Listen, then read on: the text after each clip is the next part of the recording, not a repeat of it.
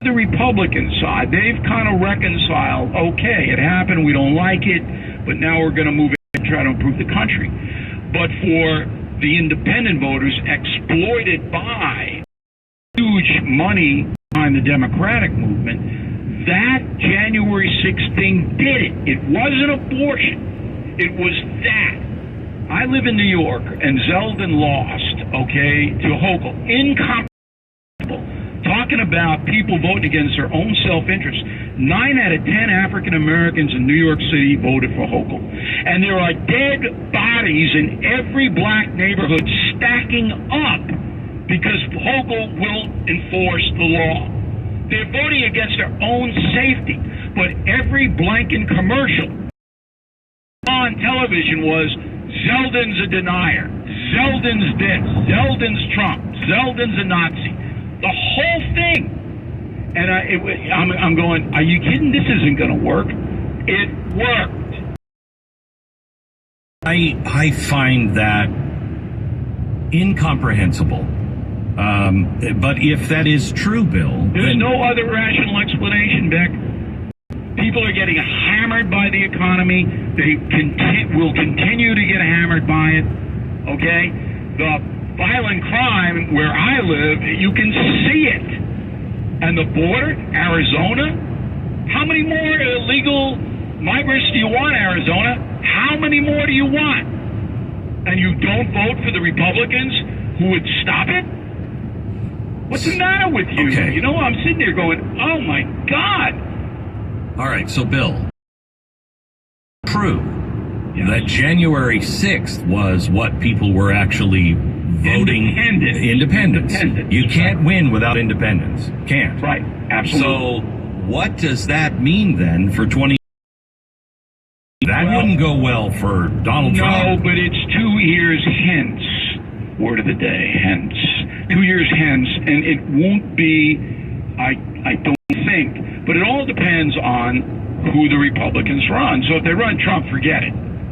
So it's wait. Forget what? It's going to be January 6th, election denier, boom, boom, boom. That's the whole campaign. Right. Okay? Nothing else. I mean, we could be in Herbert Hoover territory, and it'll still be that. If it's DeSantis, the only other viable Republican at this point, DeSantis can counter as he did in Florida.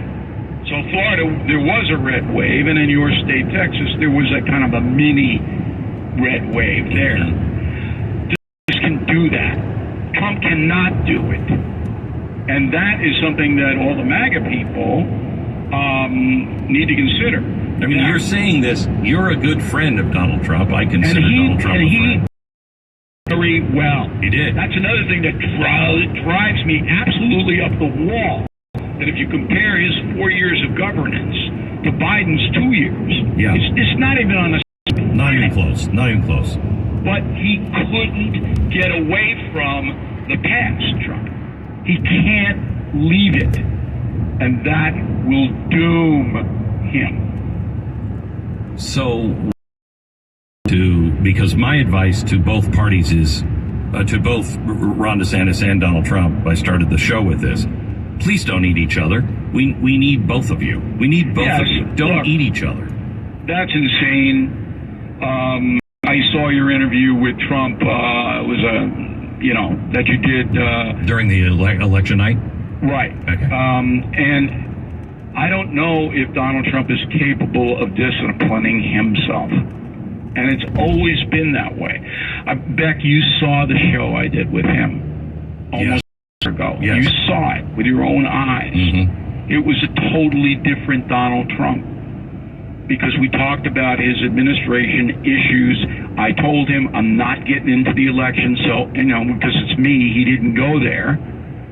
And if he had just could capture that, but I don't think he's capable of doing it. There's no gain for Donald Trump saying Ron DeSanctimonious. No gain. He gains not one vote. He gains no goodwill to do it. So why would you do it? And that is the mystery of the universe. So as a friend of his, what do you tell the supporters of both Ron and Donald Trump, who truly believe that they are fighting for the soul of America? How do we as people deal with this possible fight coming? Well, voters have to make up their own mind on who they want to lead them. I mean, I never intrude on that. I'm not going to endorse DeSantis or Trump, one or the other. Right. I'm going to do what I always do. I'm going to say this is effective, this isn't effective. You know, I was wrong about the red wave, and it just pains me so much to say it because I based my analysis on facts. But emotion ruled. Again, it was just like the election of 2020. Emotion put Biden in the White House. 222, emotion stopped the red wave. So I'm saying to myself, okay, so now we're the United States of emotion. We're no longer rational voters who evaluate effective governance. It's all about emotion, propaganda, manipulation now, money. And that's very, very frightening, should be to everybody. All right, back in just a second, because I think it wasn't emotion. I think it's zombification a little bit. Everybody's in their camp and they won't move out of their camp, which is extraordinarily dangerous. William wrote in recently about his experience with Relief Factor. He says, after 7 years, I'm finally doing better things. I'm doing the things that I want to, thanks to Relief Factor. I used not to be able to even close my fist, but now I have no limitations at all. My inflammation came down to 0%. I am so happy I found Relief Factor. William, I tell you, the hands were the biggest things for me, too. I could not make a fist. I could close my hand, but I couldn't make a fist. And it was horrible, horrible. I got my life back. I can not only make a fist, I could probably throw a punch. 3 available right now for you. It's $19.95. They want you just to try it for 3 weeks. I love this about Relief Factor. Look, 70% of the people go on to order more. They're finding relief. 30% don't. So quick start. If you take it as directed, you should know in 3 weeks, is this going to work or not? ReliefFactor.com. Call 800-RELIEF. 800, the number 4, RELIEF. Relief Factor. Feel the difference. 10 seconds.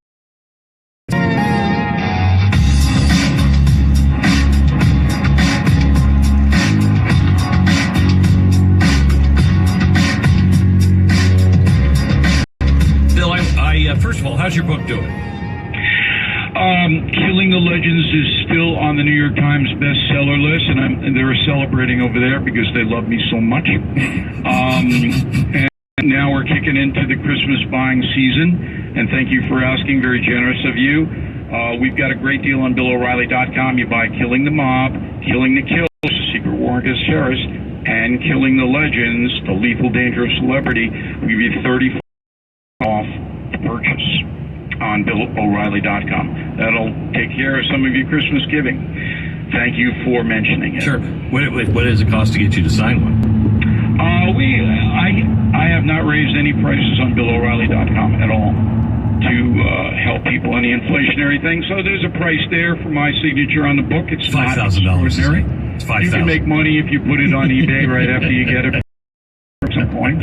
All right, Bill. Thank you for that. Now let's go back into what all of this means. We may not have control of the House. We may not have control of the Senate.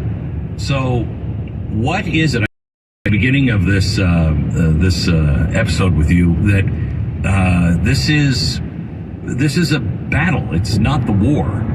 Where do we fight the war? How do we fight the war from here? Okay, so it's not.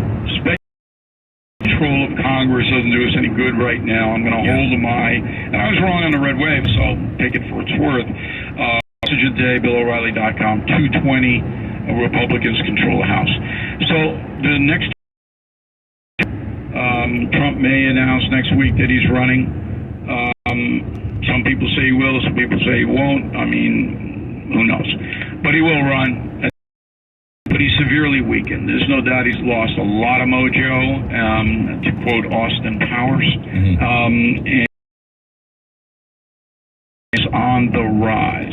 DeSantis is a more disciplined politician. I don't think you're going to see him attacking Trump. I hope not.